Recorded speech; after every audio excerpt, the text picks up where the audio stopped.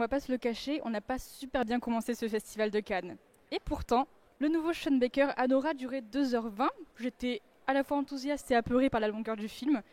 Et je peux vous dire que j'ai pas regretté une seconde ma séance. Dès l'introduction, le public était à fond. J'ai senti que j'étais avec des fans de Sean Baker et j'étais trop heureuse, je me sentais à ma place. J'ai été séduite dès les premières images du film. Il y a quelque chose de magnétique, de sensuel, avec toutes ces couleurs de club. C'était magnifique. Ce qui est vachement intéressant, c'est qu'on plonge dans un univers qui nous est pas forcément familier, d'une famille très très riche, mais on plonge dans cet univers avec le personnage principal. Donc on a une certaine identification qui se fait automatiquement.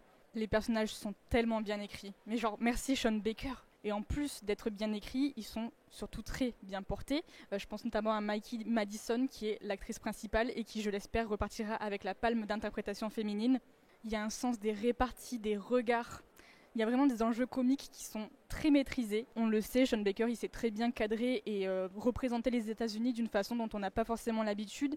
Il y a toujours des très belles lumières qui accompagnent bien les émotions des personnages, qui accompagnent bien le récit.